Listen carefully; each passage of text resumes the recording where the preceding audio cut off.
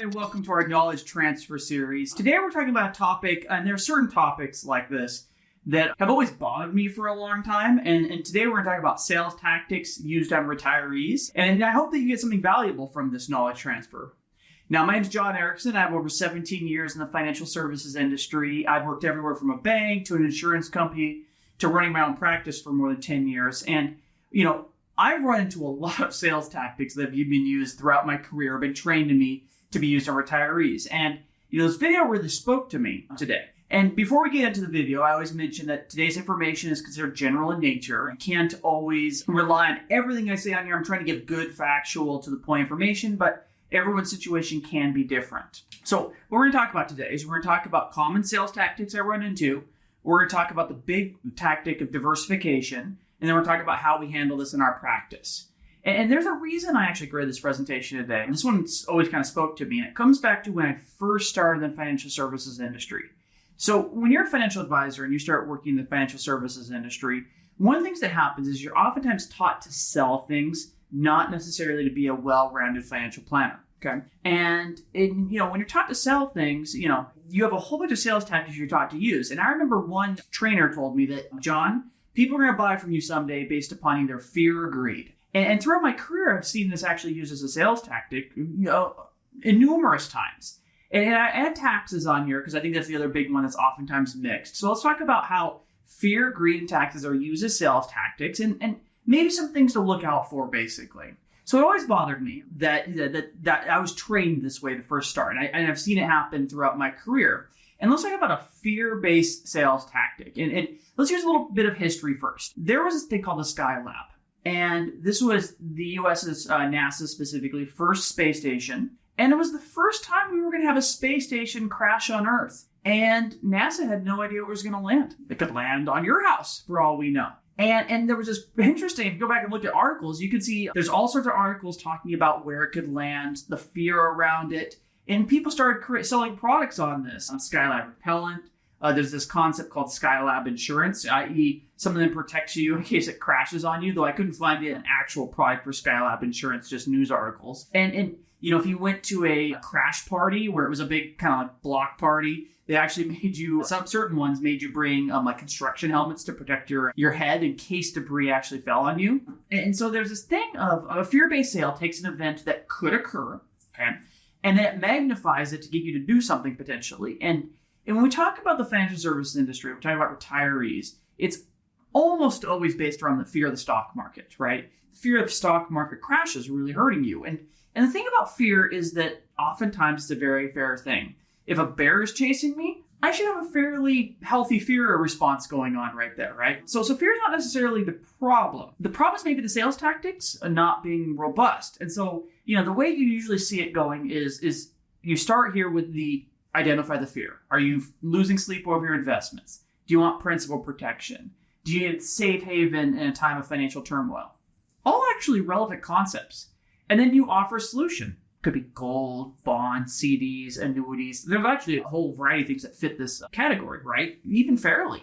But the thing about a fear-based sale is they don't give you necessarily a well-rounded concept to consider. And that's maybe where the problem is. Because using Skylab as an example, what were the odds it was actually going to crash on you? And, if you made a big change to your life for this very small, minuscule odds, that might be a problem. Like, let's say you sold your house and dug a big bunker in the ground. Well, what if Skylab doesn't crash? Are you going to live underground now? Or doesn't crash on you? What if now flooding is a major issue? Well, being underground is usually worse for flooding than being above ground. So maybe by repositioning, you actually expose yourself to other bad events. And so there's this problem that your emotions are real, right? You need to take care of them. You need to have good, well-rounded strategies that deal with true fear and also so you can sleep at night. But you got to watch out you're not being sold just like clickbait. And this is where the news media can be very terrible. They need you to read their articles. They need you to click on their articles. They need to sell ad revenue. They're really good at selling fear to you all day long. And so the other interesting one is always greed. And I use the Alaskan Gold Rush as a great historical example, right? You have an article that hits in the local paper, basically, about the steamship, Portland. And it's like, the Alaskan Gold Rush is on. There's tons of gold on this ship. And it actually really built out the economies of Western Washington and Alaska all this Alaskan gold rush. But if you really look at, who made money off the Alaskan gold rush, some people struck it rich. But the people who struck it most rich were the people who were servicing all those masses of people going up there. In this case, the issue with news media is they show you what's possible, but not necessarily what's probable. And when we talk about greed-based investing based upon what's possible, but maybe not probable, I just took 3 quotes from 3 articles sent to my inbox, just the headlines, basically. And, as a financial planner, I've held the fiduciary standard. I can make a revenue based upon financial advice. I actually can't realistically just put clickbait headlines like this out there because that exposes me to heavy compliance risk. But here are these clickbait headlines going right to my inbox. And this is an example of a greed-based sale. And the problem with greed-based sale is you always kind of got a sense of, is this actually a good deal for me? And there are even modern examples of gold rushes, right? Crypto. If you're an original crypto investor, you made a lot of money. If you're a current day crypto investor, you've probably lost a lot of money or stayed flat. What about the AMC GameStop craze? What about Tesla, right? That might be one that's an interesting one right now. There are modern greed-based sales tactics that really can affect you. And so when we talk about a greed-based sales tactic, what you kind of want to watch out for, things to think about, is who's making the most money in this situation? Most of these situations are pretty easy to knock out by just saying, are you late to the party, right? You might, the gold rush may be over already, and you may not be able to get into the party anymore. And here's an interesting question. Why is someone offering you a piece of gold? Gold's really valuable, right? When we're young, we typically learn that there's nothing in life for free. So why is someone offering you gold? Are you actually beating standard indexes? One of the interesting things about greed-based sales is they oftentimes hide alternatives that might be better, that are cheaper. And, this thing called generating alpha, meaning you're generating returns in excess of like an index, basically. Is it actually doing that? What risks are you taking on, right? If you're in the gold rush and you're going off in the Yukon, will you be mauled by that bear that was chasing you during the fear-based example? Could you freeze to death, right? There's risk to taking a greed-based approach. And, once again, always watch out. Are you being sold clickbait? Because sometimes the sale there is not even a financial product. It's just you clicking on something. Taxes. Now, I run this one a lot as a way to avoid or to get people to do things, basically. And then there's actually a good history of how to use taxes to protect someone. Bing Crosby, back in the 40s, his accountant said you could only live on $25,000 a year. And you had the 90% tax rate for the wealthier people. There were all sorts of tax avoidance strategies at this point, basically. And so, when we talk about taxes, it's actually a fairly time-honored tradition if you try to use tax strategies to put someone in a better financial situation. But it's not basically, if you really look at most websites, it's basically offered most places as a form of service they're going to do for you. And the thing is when we talk about this form of service, and this is a good example I have from Fidelity, this form of service, the issue is when you're using a tax-based sale, does this math apply to you, right? So I thought this was a good example of a reason someone might want to do a certain tax strategy, basically, because this person's at a 35.8% marginal rate. But how many people are actually at that rate? It's actually a very small minority of Americans. As financial planners, we tend to work with these people more. But if you look at it across the entire spectrum of people, not a lot of people are really in this tax situation you see on the screen right here. And when we're talking about taxes as a sales tactic, there's even a simpler problem we run into. Is math being done? Is someone actually taking the time to figure out the math and figure out the pros and cons between one solution and the other down to the dollar, right? And if you just get to that basic line of who's going to do the math, you can figure out whether you're being sold a tax strategy as a sales tactic or as a value add, right? And there's a whole bunch of problems with tax strategy as sales tactics. Sometimes you're better off just doing nothing. Sometimes you kill your returns because, a really good tax strategy, if you're trying to save money on taxes, is you give me $1 and I give you $1 back in 10 years and say, I saved you a lot of money on taxes. Whoever you're talking to, can they do back of the paper math? Can you do back of the paper math? Just create a sandbox that you're in. There are lots of tax strategies I know about that I can't do. And I have a kind of a joke saying, I always say, I ain't that rich. And most of the time, you ain't that rich either. So some of the problem with tax strategies, it just doesn't apply to you, right? You're not Bing Crosby in the 1940s who is very wealthy at that point. And then, the interesting one is sometimes the fees to execute any sort of strategy actually eats up all the benefits. And that's another interesting one to watch out for when we talk about tax-based sales. Now, there's other things to watch out for that are strategies. And this is actually, I would say, is a better strategy. But sometimes in the industry, you really try and target your market around your personal belief system. You say, this is my belief system, buy into me. That can actually be a good thing, basically. Having a personal belief system is, something you can align with. You can decide if you can agree with it or not. And you can kind of go from there and try and figure out, where you want to go with your conversation. But, recognize people's personal belief system, they're all are alternative belief systems that oftentimes are also going to work out as well. There's middle grounds that'll work out. So just recognize that, in the financial services industry, we all have our belief systems, and we're always generally selling that as a concept. So what is your process, right? So if you ever watch my videos, I'm always like, well, you need a process to kind of figure this stuff out. And what I'm always trying to figure out in any strategy I'm looking at, especially if I'm being sold it to sell to you, is there superficial lip service? Like, is this just something someone throws out there as a corporate buzzword, right? Or is there real value here?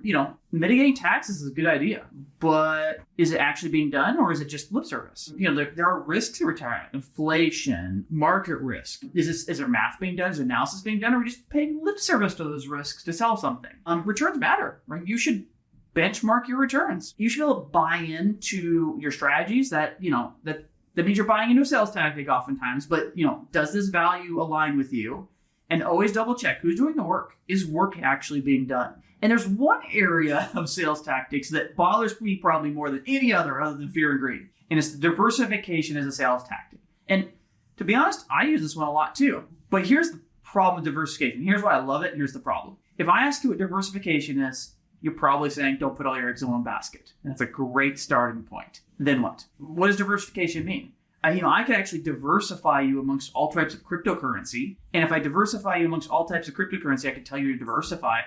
But then I would never suggest an 85-year-old, person buy into that diversification strategy. We could diversify across asset classes. There are some models showing you just need 25 to 30 stocks to achieve basic diversification. Well, diversification against what? Like, what are you actually diversifying from? And so diversification is a big sales tactic because it can almost go anywhere. You can basically look at diversifying someone to justify, is it a financial advisor? Your existence. And here's Fidelity, here's Vanguard, here's Schwab, here's an annuity place, here's a place selling precious metals. Diversification is big business. And the interesting thing is that it aligns very well because, if someone diversifies you and you get less returns, you can't really sue them. It's pretty hard to do that because I'm protecting you. I'm trying to diversify you from all those other risks. Less returns is part of the deal. And so diversification is a major sales tactic because it actually lets you ignore returns sometimes. It's very interesting. And so when we talk about problems of diversification, there's some basic concepts you got to kind of get a sense of. A well-diversified portfolio